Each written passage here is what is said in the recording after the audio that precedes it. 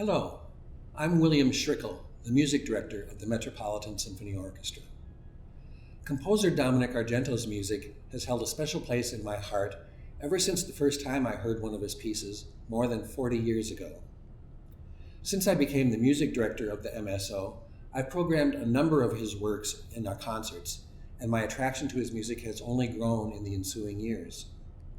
Though I first met Dominic back in the 70s, I really got to know him as a friend about 7 or 8 years ago. I was conducting at least one of his works virtually every year with the MSO, and he was nice enough to attend our rehearsals and performances, and he was always extremely kind to me and to the MSO players.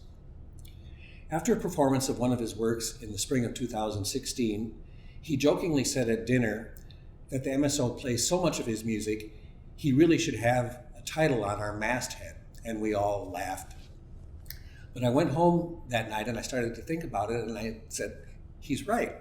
So the next morning I sat down and I wrote out a letter in longhand to him and mailed it, in which I asked him if he would be willing to do us the honor of being the Metropolitan Symphony Orchestra's composer laureate.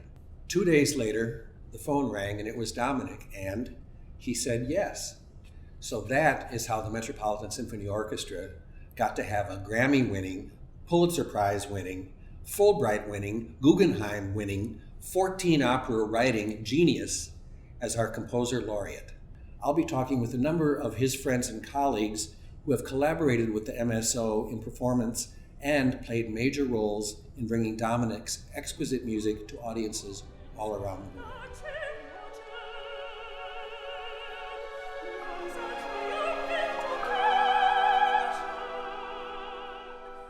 Dominic Argento was born October 27, 1927, in York, Pennsylvania. His parents were Sicilian immigrants. His brother was an athlete, his sister was an avid reader, and his father owned the 12-room Duke Hotel. When he was 13 years old, Dominic was forced to take accordion lessons, which he hated. But he loved the sound of the old beat-up upright piano in his father's cafe, and on Sundays, when the cafe was closed, he taught himself how to play. On his 16th birthday, his non-musical parents gave him what he called the greatest gift he had ever received in his entire life: his own new baby grand piano and piano lessons from a real teacher. From age 16 to 18, he took piano lessons, devoured biographies of composers, and taught himself harmony and orchestration from textbooks he checked out of the local library. Drafted into the Army after high school, he spent 1945 to 1947 working as a cryptographer in East Africa. Following his stint in the military, Argento took advantage of the GI Bill to enroll at the Peabody Conservatory in Baltimore as a piano major. He finished the normally 4-year series of harmony classes in 9 months, and his harmony teacher, Nicholas Nabokov, who was the cousin of Vladimir Nabokov, the writer of Lolita, encouraged Dominic to switch his major to composition. Dominic then ended up winning composition awards at Peabody in 3 consecutive years. He spent parts of 1951 and 1952 in Florence, Italy, on a Fulbright fellowship, and for much of the rest of his life, Florence was to be his summer home. In 1954, he earned his master's degree from Peabody, and he married soprano Carolyn Bailey, who remained his wife, muse, musical partner, and soulmate for the next 51 years. 1957 was a big year for Argento. He enrolled for his PhD studies at the Eastman School of Music in Rochester, New York, where his teachers would include Bernard Rogers, Alan Hovhaness, and Howard Hansen. The year also included a private performance of Dominic's Ode to the West Wind, a 28-minute concerto for soprano and orchestra that featured Carolyn, his wife, singing the poetry of Shelley. Plus, the school also performed his new one-act opera, The Boor, based on a play by Chekhov. You'll hear more about these 2 works a bit later in this program. The Argentos returned to Florence for parts of 1957 and 1958, following Dominic's receipt of a Guggenheim Fellowship. Then, in the fall of 1958, at the age of 30, Argento joined the faculty of the University of Minnesota. 5 years later, in 1963, he was one of the co-founders of Center Opera Company, Center being the Walker Art Center in Minneapolis. The Center Opera Company would later become the Minnesota Opera. In 1964, just before he received his second Guggenheim Fellowship, Argento composed a score called Royal Invitation for the St. Paul Chamber Orchestra, with music inspired by the true story of Queen Salote of Tonga, attending the coronation of England's Queen Elizabeth in 1953 and charming the entire British populace. The MSO and I performed this charming, witty music almost exactly a year ago today.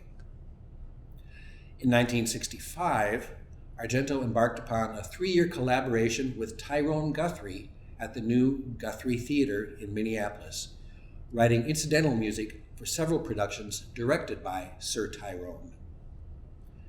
In 1971, Argento wrote Postcard from Morocco for the Center Opera Company. The opera was premiered and subsequently recorded with Philip Brunnell conducting and tenor Vern Sutton singing one of the male leading roles. In the following year, Dominic composed A Ring of Time as a commission celebrating the 70th anniversary of the Minnesota Orchestra. The 4-movement symphony resonates throughout with the sound of bells, inspired by the omnipresent church bells in Florence, where the Argentos were living when Dominic wrote the piece. The MSO and I played A Ring of Time with Dominic in the audience just 2 years ago. In 1975, Dominic composed From the Diary of Virginia Woolf, a song cycle for Dame Janet Baker that was performed at the first recital presented in the newly built Orchestra Hall in Minneapolis. That piece earned Dominic Argento the 1975 Pulitzer Prize for Music. In 1983, Argento composed Casa Guidi, a song cycle based on letters written by Elizabeth Barrett Browning. Sir Neville Marriner conducted the premiere with mezzo-soprano Frederica von Stade as soloist. The Metropolitan Symphony Orchestra and I have performed this cycle twice with Dominic in our audience, most recently in 2015 at Central Lutheran Church in Minneapolis with Clara Ososki as our soloist. In April of 1985, Argento's opera Casanova's Homecoming was premiered during the opening season of the Ordway Music Theater in St. Paul. 6 years later, in 1991, a recording conducted by Philip Brunnell of Dominic's Te Deum, a magnificent large-scale choral orchestral work, coupled with the composer's symphonic Masque of Night, featured soprano Maria Jetti, and it was nominated for a Grammy Award. Philip Brunnell led several massed choirs and the MSO in a performance of the Te Deum in 2017. In 1994, Argento's The Dream of Valentino was premiered at the Kennedy Center in Washington, D.C. He extracted a suite of tangos from the opera, entitling it Valentino Dances, and the MSO and I performed this glittering orchestral showpiece in 2014. In 1996, Dominic composed A Few Words About Chekhov for, again, Frederica von Stade and baritone Håkan Hagegård. This touching, heartbreaking song cycle for mezzo-soprano and baritone is the work whose title we rated when we chose a name for this program. I conducted this piece with the Metropolitan Symphony Orchestra in 2016 with soloists Clara Ososki and Jake Andrus, and I was again thrilled to have Dominic's participation in the rehearsals and his attendance at the performance. In 1998, Argento was named the recipient of the McKnight Foundation's first Distinguished Artist Award. That same year, he composed The Bremen Town Musicians, a work he called An Entertainment for Children, and the MSO and I performed this charming work in 2007 with Vern Sutton directing the staging. Also in 1998, Dominic's Reflections on a Hymn Tune was commissioned for and performed by the Minnesota Orchestra under the baton of A.G. Owe on the orchestra's first tour to Europe. Now, it's a fact that most of Dominic's orchestral works end very softly, but because this was literally the first piece of music that European audiences would hear from the Minnesota Orchestra, the orchestra's management inserted language into the commissioning contract stipulating that the piece had to end loud. The Metropolitan Symphony Orchestra and I performed Reflections in 2005, and we played it again last year at Dominic's memorial service at Ted Mann Concert Hall at the University of Minnesota. In 2004, Dominic published his autobiography, Catalogue raisonné as Memoir, and that same year he received a Grammy Award for Best Contemporary Classical Composition for Casa Guidi, the song cycle he had written for Frederica von Stade back in 1983. Carolyn Bailey passed away in 2006, and Dominic's gorgeous, touching memorial to his wife, Evensong of Love and Angels, was premiered and recorded at the National Cathedral in Washington, D.C. in March of 2008. Dominic's final work, a choral setting of Seasons, 4 poems written by his dear friend, poet Pat Solstad, was premiered and recorded in 2014 by the Minnesota Beethoven Festival Chorale, under the direction of another of Dominic's best friends and his longtime collaborator, Dale Warland. Dominic Argento passed away in Minneapolis on February 20th, 2019. He was 91 years old.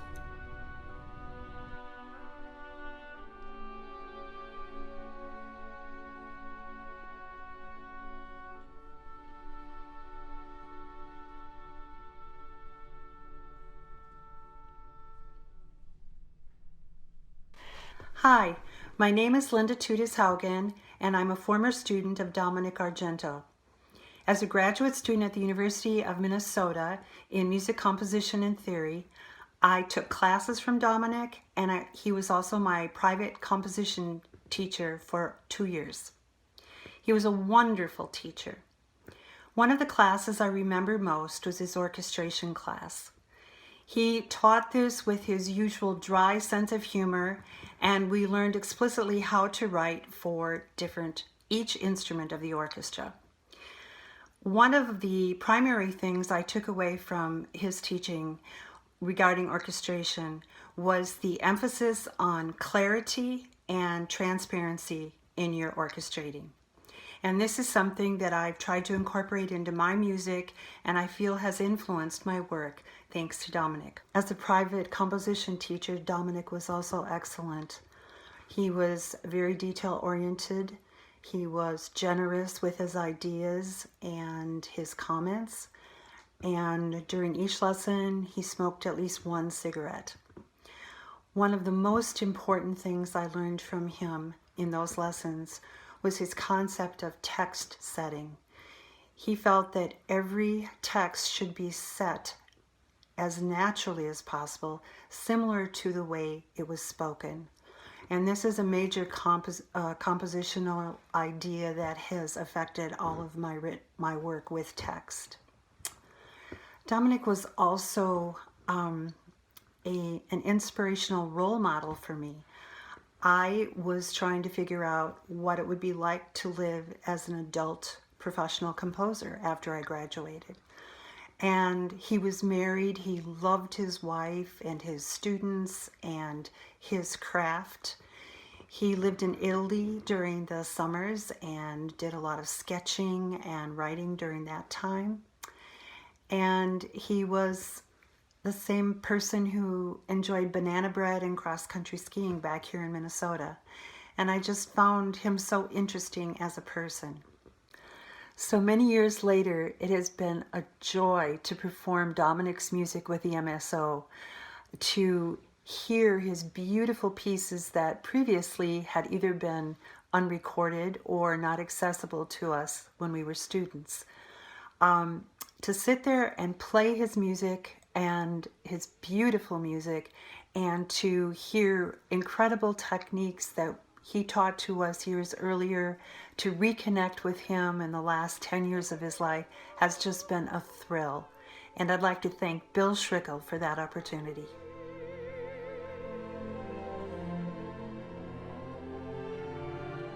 Vern Sutton came to Minnesota in 1960, earned a master's degree and a PhD at the University of Minnesota, and subsequently became a professor there for 36 years, while directing the U of M Opera Theater for 30 of those years.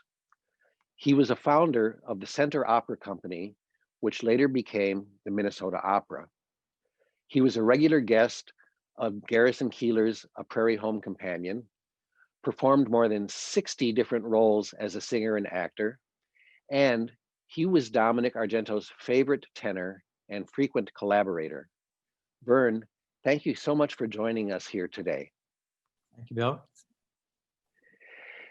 Tell me, how and when did you and Dominic first meet, and how many times roughly do you think that you two worked together on various projects over the years? It was in the spring of 1960 that I visited the University of Minnesota to audition to become a graduate, go into the graduate program. And one of my interviews was a personal verbal theory test, which Dr. Argento, in his office at the second floor in Scott Hall, had given me. After I had hit a few basic questions, he handed me a score of a Brahms piano sonata. And he opened it to the first movement and asked me gave me a few minutes to look at it. And then he said he wanted me to do a verbal analysis of the harmony of this particular Brahms sonata. Well, he let me look at it for a couple of minutes, and I started browsing through it. And I did as he asked. I gave a thorough analysis of the sonata allegro form and how this developed into this, and then it went into the development, and it got very, very confusing after me for a while. Finally, I had to admit, by the time I got to the end of the middle of the piece, that I wasn't really sure. It was a modulation. I couldn't quite figure out. I said, I'm not sure I know what Brahms is doing here. He took the score of the book out of my hand, looked at it, and then closed it up, and with a smile, I smiled that he was very good at. He said, "That's okay. I don't think Brahms knew either." And and at that point, I knew he and I were going to get along just fine. And then for the next 6 decades, that was right. I became a student of his. I went to I had several classes from him. I took his opera history class, which at that point was a musicology class that, even though he was a composer, he taught it. And of course, later on, when I came back as a professor, I actually inherited that course. So I ended up teaching the course that I had taken from him. He had a wonderful way of teaching musicology, because he wasn't a musicologist. He taught it as a composer, but he taught all about the history. He did the history of opera. It was an intriguing class, because it was not musicological. It was really about the compositions themselves. But I also got to know him as a composer, because the first Argento role I sang was at the university. I sang the Lord in Christopher Sly in 1962. And it was before he actually knew my voice, and it had some Many of the roles that he subsequently wrote for me were specifically written for my voice. After that, I sang 6 of his operas. I premiered 6 of his operas, and the 2 oratorios, and a couple of song cycles. Casanova's Homecoming was the last of his operas that I sang in '86. And I think that's the last one that, I'm sure it was the last one that was commissioned by Minnesota Opera. Well, there is one other opera that you sang after that, and that I know that because I conducted it just over 3 years ago in 2017. You sang and directed a semi-stage performance of his 1957 one-act opera, The Boor, with Maria Jetty and Jake Andrus. And just after that, Dominic was kind enough to actually give me this is the manuscript, his original manuscript of the opera, which was premiered by Frederick Fennell conducting at Eastman back in the day. Tell us a little bit about that. It's based on a one-act play by Chekhov, and you being both a singer and the director. And I need to add that the reason that we did this piece is that the previous year I asked Dominic, I said, of all the orchestral pieces or anything that you've done, what would you most like us to do? And he said, well, what I would really like is this is another performance of The Boor. So that's how it came to be. And of course, you were the first person I went to see about singing the part of the servant and also directing it. Mm-hmm. Oh, I'm glad you did. I had seen it actually when I was a student. They had done a performance of it on the stage of Northrop. Of all stages, it was just too big a stage to do it. But they did it when I was a grad student, and Carolyn sang her role as the widow. She was just wonderful. I was so glad to be able to do it because I always liked the piece, and so seldom saw it done. So I was glad we were finally able. I was finally able to do it with you, and of course, I had a really great cast with the other 2 people, so it was fun. Vern, thank you so much for being part of our program today. To have a 60-year history with Dominic, and I can't imagine the pride you must feel of knowing that he wrote so many works specifically with you and your voice in mind. It's just a great honor, and it's an honor for us to have you here with us today. Thank you so much. Thank you, Bill. It's really great to reminisce. So, thank you. Thank you.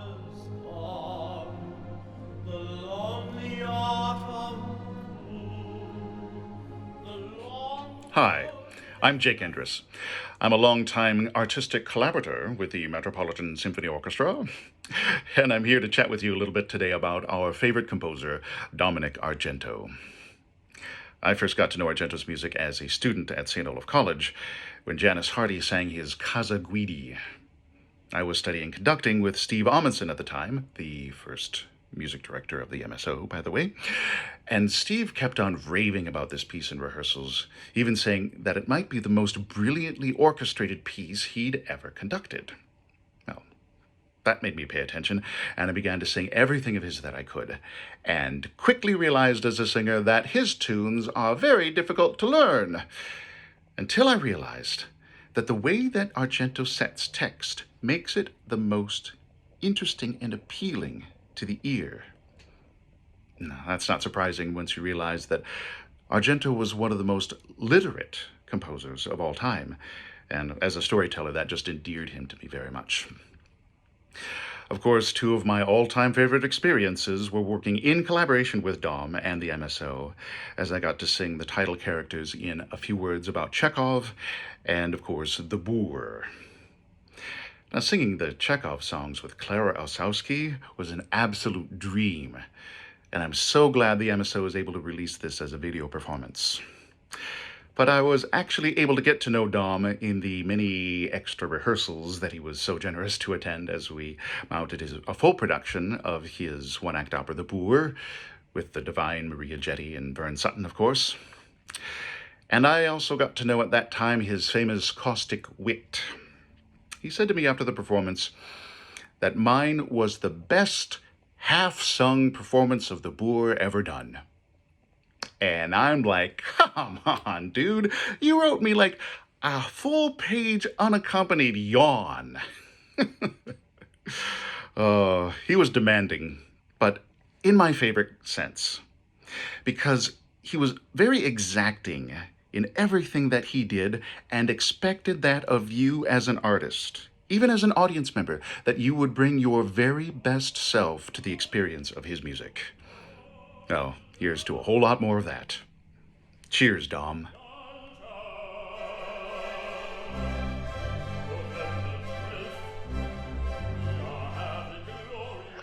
Composer Carol Barnett lives in Minneapolis, and she recently completed a new song cycle for mezzo-soprano Clara Ososki called Will's Ladies. Here's the score right here. It's done, it's done. Will, of course, is William Shakespeare, and each movement of Carol's new works sets text spoken in his various plays by one of the playwright's leading female characters. Clara and the MSO and I will be performing this new piece just as soon as we're able to get back in our venues and return to performing for live audiences. Carol was both a student of and a teaching assistant for Dominic Argento at the University of Minnesota. Carol, thank you so much for being with us today. My pleasure. Tell us what it was like being initially a student and then a teaching assistant with Dominic. First of all, a student. I was immediately my first year in 1967. He was teaching beginning theory. And so I was sitting there, a little freshman. It was a gap year between the old method and the new. And so he was, I think, making up his own lectures and his own examples, which was, I thought, really impressive. I don't think he ever announced it, but somehow I found out. And then I took all of his classes except for opera history, which I always regret not taking because I think that was the most interesting of the classes, but form and analysis and orchestration. And also composition lessons, which I was pretty much of a slug with those. I didn't write that much, and I would come in and sit down on the creaky rattan chair, and he would look at the score like, you know, like this, with sort of scattering ashes around it. And I think that probably I've been a lot more understanding about my own students, remembering my my problems, cranking out a whole bunch of stuff. I think the most that I wrote for him as a student was during orchestration class, because he had all his students writing examples for all the instruments we studied. So every week and a half or so, we would have somebody come in who played the violin, and they would play all of our examples that we'd written for violin, which I thought was a great way to really try and understand the instruments rather than just listening and reading. As a teaching assistant, I think I started maybe when I was a junior and went through grad school. I was from 1970 until probably 75. I was a teaching assistant for form and analysis, which was mostly correcting papers, although one semester I did deliver the lectures because he was on one of his quite frequent sabbaticals. So that was a teaching assistant, and I think that I learned just as much doing that and sitting through the classes again as I did as a student. When you look at your music now, when you look at Will's Ladies, for example, do you see a direct influence from Dominic, or is it indirect, or do you feel like it was something that you just absorbed, but it can't really be physically traced? I think both. You know, living in the same office and being around the music department, he was a big part of that musical environment. I think that it wasn't so much that I said, okay, I'm going to sound like him, I'm going to sound like this, but occasionally you do. And once I got to be composer in residence for the Dale Worland Singers, I was writing for them, and he was definitely writing for them. And in fact, they performed and recorded I Hate and I Love, and later Walden Pond as well. And I actually did lift a couple of measures from Walden Pond and stuck it into my setting of The Mystic Trumpeter, which, they were both written for the Dale Worland Singers, so it was sort of related in a way. I've talked with a few different students of his, and many of them, they all have great stories and a lot of his witticisms, but many of them also seem to be slightly scared of him. And I don't know, I don't know if that was so much his composition students, maybe it was his history of opera students, if they hadn't prepared or something like that. But the impression I have is everybody sort of smiles, but they'll talk about feeling like they were scared of him. Was he that sort of teacher? Scared, no, but in awe, I think, would be my perception, because I always had the feeling that he was amazingly brilliant and smart and very quick to talk and conversational fencing was something he really enjoyed, and I always felt I couldn't really keep up with that. But I did enjoy listening and watching watching him do it with other people, and I also one of my favorite moments is in orchestration class when he used to describe the sound of the instruments before we had written for them, and I think it was the castanets that he said, if you play them softly, they sound like mice in golf shoes. I can't tell you how pleased I am to have you with us here today talking about your work with Dominic. And I'm also just so excited and antsy to get to perform your new piece. As soon as we get back, it will be in our first season back, whenever that is. So thank you so much for being with us today. Thank you for writing Will's Ladies for us, and we will be staying in touch. Well, thank you for asking, and I can't wait to hear the orchestra and Clara. Thanks, Carol. Thank you. Bye-bye. Bye-bye.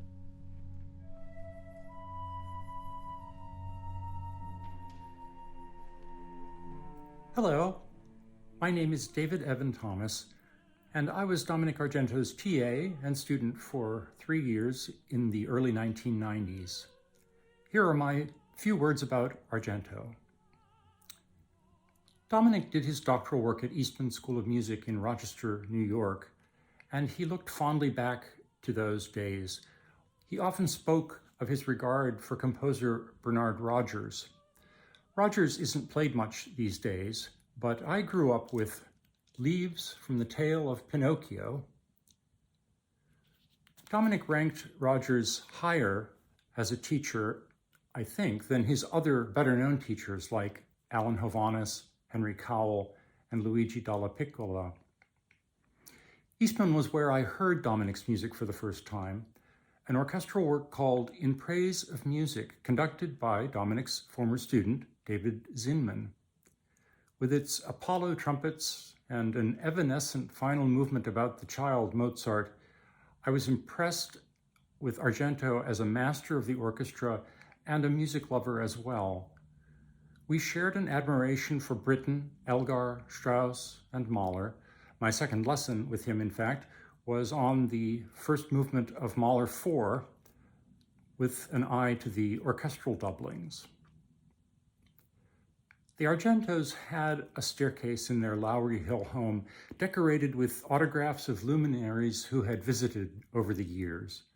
So on the way up to the second floor, you would pass Janet Baker, Peter Piers, Håkan Hakegård, Fredrika von Stade. When the house sold last year, I was told that the new owners planned to keep the staircase. I'm sporting the American Academy of Arts and Letters baseball cap that Dominic gave me. So Dominic, I tip my cap to you.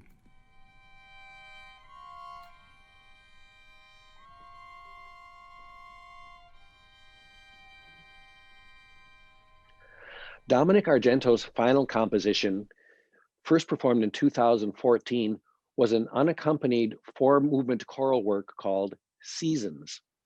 The text comprises 4 poems written by poet Pat Solstad, who was a colleague of Dominic's during his time as a professor at the University of Minnesota and was also one of the composer's closest friends. It is my great joy to have Pat here to talk a bit about Dominic and her long professional and personal association with him. Thanks for being with us, Pat. My pleasure. Tell us about your professional relationship with Dominic. When and how did you start working with him at the University of Minnesota, and what sort of memories do you have of that time? So I met Dom in the fall of '65 and just was charmed by him right away. And then I found out that everybody in the department, or at least in the office where I worked, kind of felt the same way. He was just very, very kind. And I don't know, he treated all of us underlings with so much respect, always stopped in to say hi, always was there to answer any questions we might have, brought us cookies that his wife had made at home, and we just really liked him a lot. It was a privilege actually. I got to help him with typing up his tests and things like that. And he always trusted me with his mail when he went away for a quarter or on sabbatical. I left the School of Music, or the Department of Music, in 1975. I went on to bigger and better jobs at the university, and finally went back to the School of Music in 1990. I retired in 2001, and Dom and I again communicated occasionally by email, not a lot, but I did see his wife for lunches with her and some other friends too. But then Carolyn got sick in May of 2005, and Dom had taken her for a doctor's appointment, and she never came home. The doctor admitted her to the hospital right away, and Dom went to see her every day.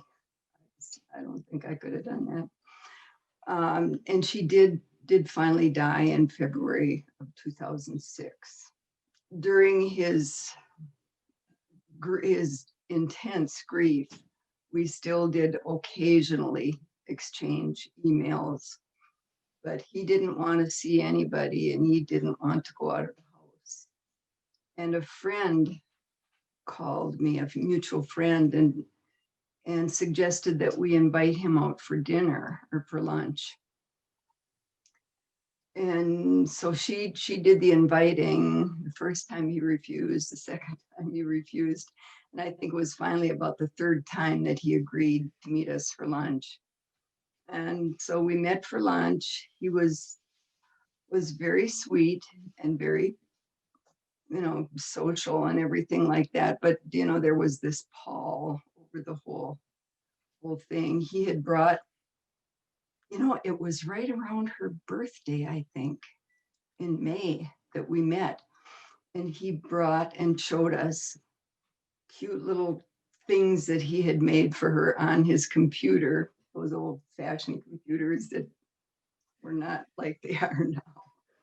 But anyway, that was just very sweet. And we just mostly listened to him and what he wanted to say. And it was short and sweet.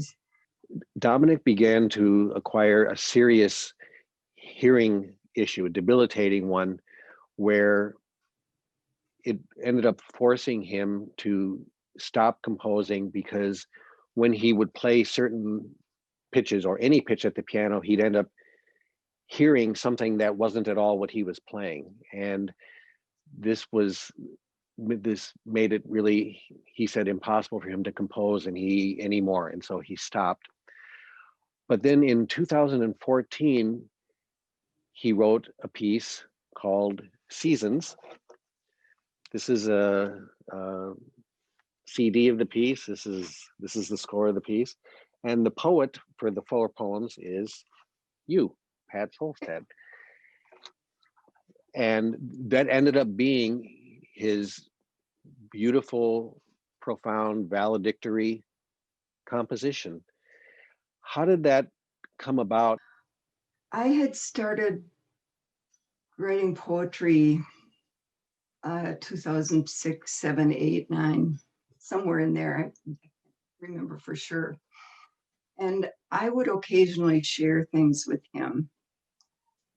And one poem that I wrote that I thought was especially good was called Autumn. I think it was called Fall at first, but I'm not sure. It might have been. Dom said that he wanted me to write more. And he had kind of been pushing me to write more and more anyway, but he said, why don't you write winter now? Okay, from winter, then obviously we went to spring and then summer, which happened to be Dom's very favorite, maybe his music. I don't know, music and poetry together, but that was his favorite part. We talked about that whole thing afterwards. And I remember that he said to me that he really wanted me to write. So he was pushing. And I said to him, well, the reason that I agreed to do it is I wanted you to write too. I wanted you to compose, because he needed to do that. It was so hard on him not to be able to. But I think this, because it's obviously not real complicated writing or recording or anything like that, he could do it without hearing that well. Well, Pat, I want to thank you so much for being part of our program today. Having someone who has known Dominic so long and so well makes this something extraordinary for us. And I'm very grateful to you for taking the time to share your insight and your love for Dominic. Thank you, Bill.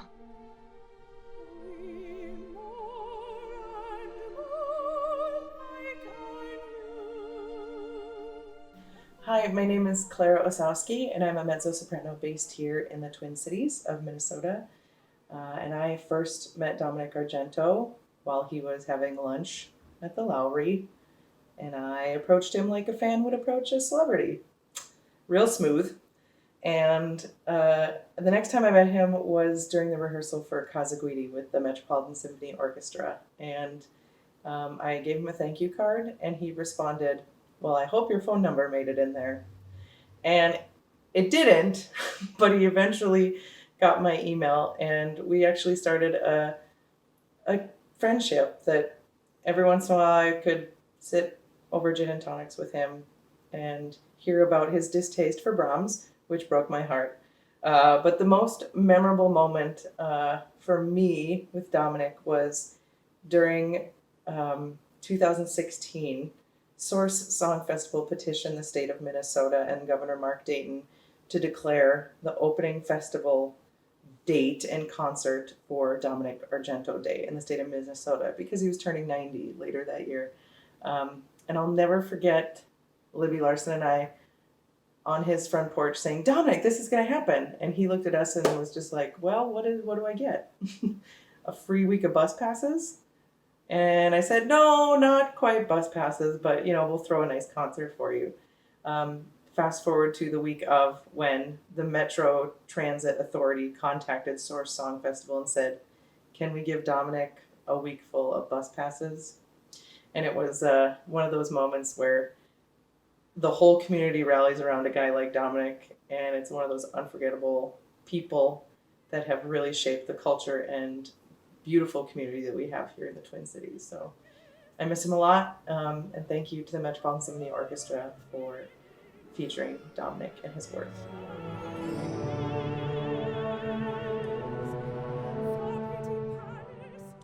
Soprano Maria Jetti is one of the most well-known singers in the Twin Cities.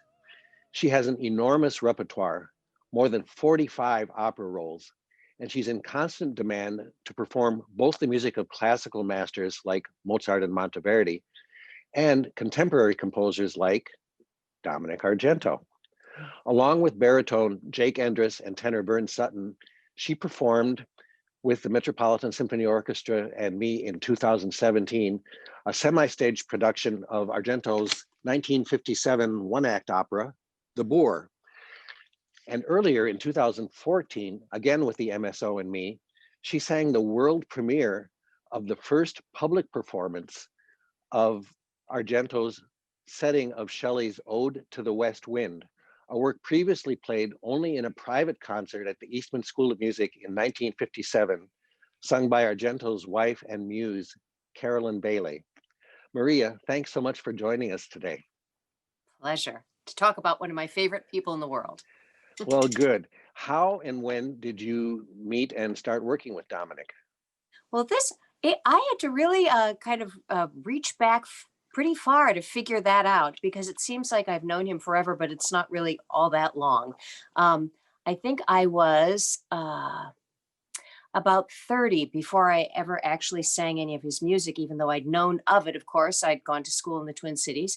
But Philip Brunnell of Plymouth Music Series, now Vocal Essence, had worked with me on my first time I'd worked with him was Benjamin Britten's opera, Paul Bunyan. And then the very next year, he asked if I would be part of this Argento project. The main work on this CD that he was putting together and concert was the Argento's Te Deum, this enormous, glorious choral work with a gigantic orchestra that gets too few performances, in my opinion, because it's, of course, a masterpiece. And then to fill up the record, he asked me to perform this oddball piece of Dominic's, also written for Carolyn Bailey, called The Mask of Night, actually variations for orchestra and The Mask of Night.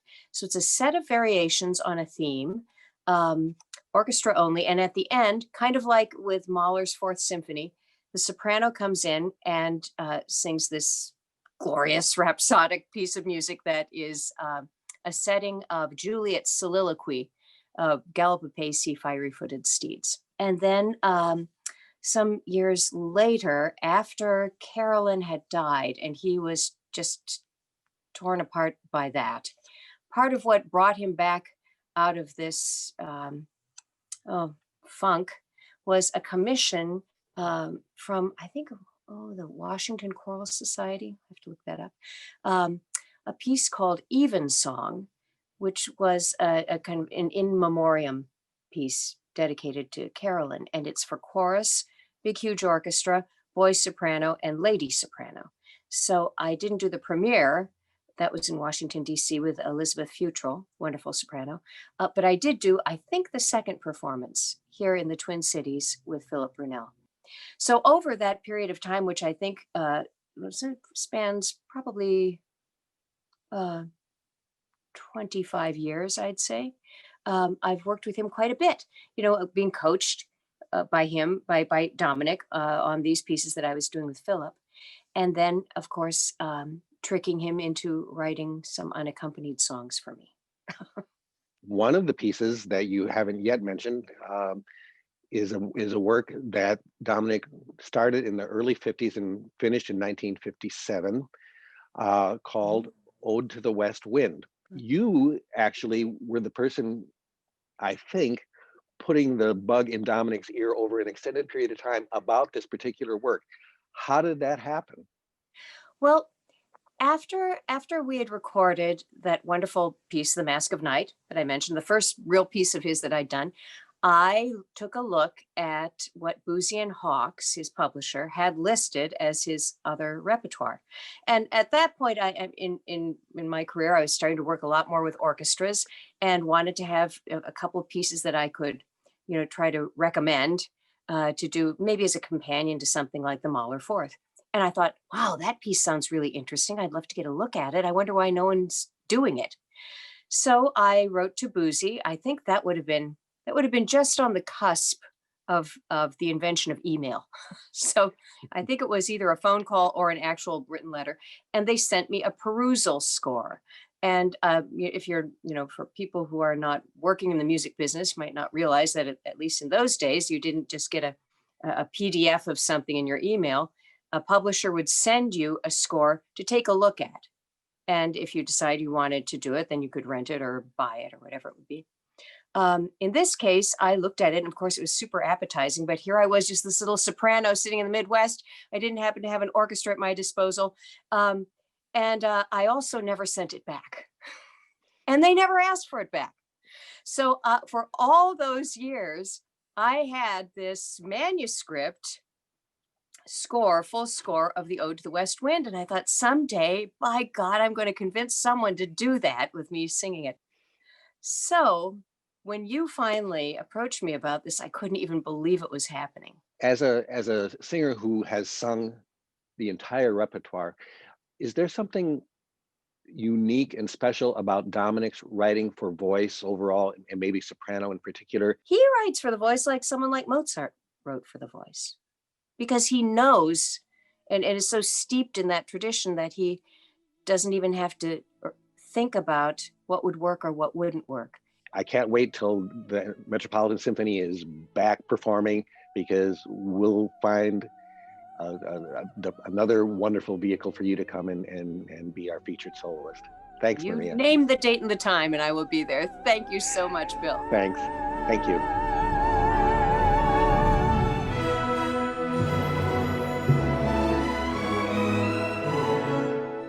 Hello, I'm John Lewis, the Executive Director of the Metropolitan Symphony Orchestra. In the spring of 2016, we performed Dominic Argento's beautiful work, Casa Guidi, for mezzo-soprano and orchestra.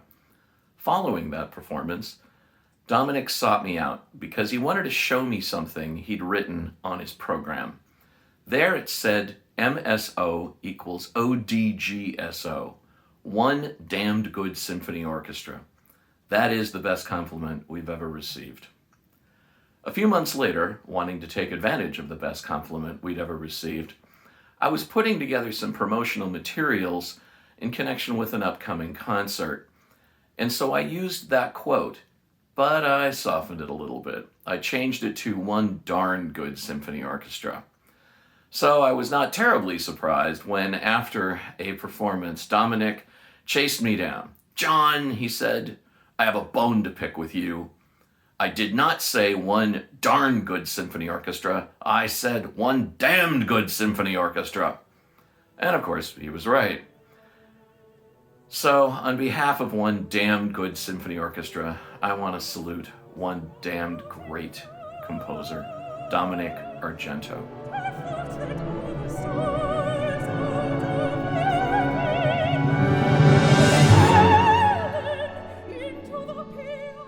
Philip Brunnell is a conductor, organist, and pianist who in 1969 founded Vocal Lessons, the world-renowned chorus based in Minneapolis. He was the pianist for the Minnesota Orchestra at the age of 19. He's made myriad appearances on Garrison Keillor's A Prairie Home Companion, and he crisscrosses the globe conducting and performing music of every ilk. He worked on many projects with Dominic Argento, and he has been a welcome guest conductor of the Metropolitan Symphony Orchestra on a number of occasions. Philip, thanks so much for joining us today for a few words about Argento. Very happy to do so, Bill.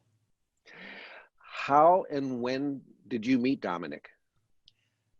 I met Dominic in the fall of 1961. I was a freshman at the University of Minnesota. Dominic was teaching, well, several classes. He was teaching composition, but he also was teaching history of opera.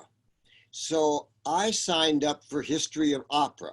And I will tell you, Bill, anyone who teaches history of opera ought to be an opera composer, because when you come to a class like that and you have somebody like Dominic who's written, you know, a dozen operas, you understand the inside of how a composer would write an opera.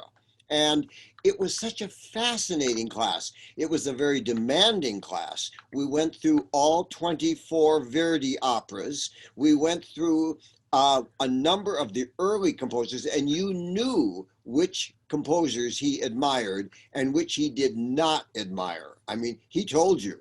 And so you knew where you were at. So this was my beginning with him. Then, since vocal lessons had started, well, a few years later in '69, I thought, you know, we need to do a commission. And the first person I thought we should commission is Dominic Argento.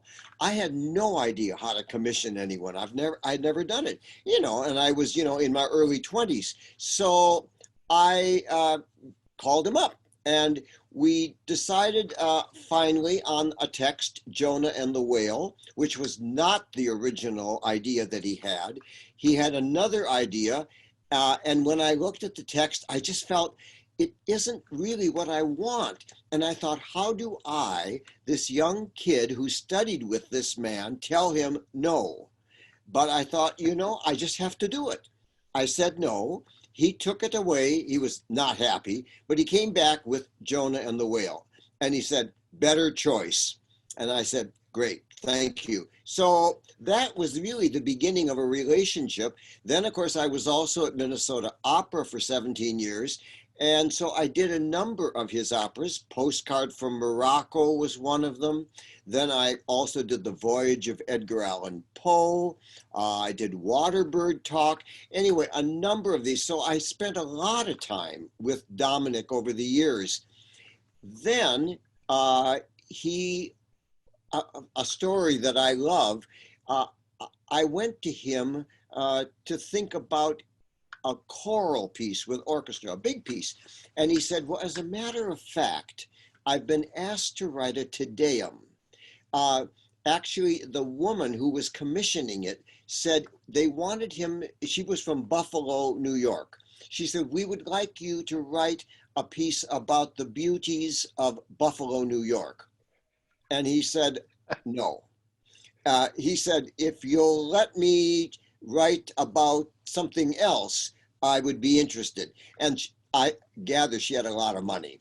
And so he said, she said, okay. So he decided to do a Te Deum where he would take the ancient Te Deum text, but insert in between each movement a medieval poem that enhanced that text. Then when ACDA, the American Choral Directors Association, was going to have their convention here, and I was involved with it, I thought, this is the piece to do, because it would bring the Metropolitan Symphony Orchestra as part of the convention. It would bring the Vocal Lessons Chorus, but it would also bring other choruses, and we could do this stunning big work of Dominic's. And so I was so happy we could. Dominic was thrilled about the whole performance. And so many people who had never known any of Dominic's music who were there were like, wow, this is a piece we should consider. And I said, absolutely, consider it, or any other piece of Dominic's, because he's an amazing, amazing composer. So as far as what made him unique and his music, I really don't think there are a lot of composers that I can name who are equally at home and skillful at writing both for voices and instruments. It reminds me of Benjamin Britten, and the two of them both, I think, share that very special talent of both. It doesn't mean it's easy, never is, but it's definitely possible and it is worth the effort one puts into doing it. My only hope is that more and more people in the decades to come are going to realize that the USA has this amazing composer that they need to take to their heart. Well, you have certainly devoted a lot of years to ensuring that that's going to happen. And I'm so grateful that you were able to take a little time out of your schedule right now to be with us today. Thank you so much, Philip. Oh, Bill, I'm very glad. Anytime that I can do something for and with MSO, I'm glad to do it. And of course, anytime it involves Dominic Argento, that is something I love. Thank you so much. Okay, you're welcome. Bye. Bye-bye.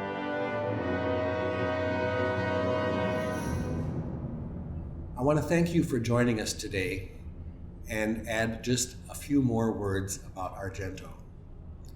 I'm so grateful that I got to know him as a friend, and as a performer, I am incredibly thankful for all of the wonderful music that he wrote. The Metropolitan Symphony Orchestra and I were extremely lucky to have him at so many of our rehearsals and so many of our performances, and to have him agree to be our composer laureate. I miss him every day, and his music is going to live on long after all of us are gone.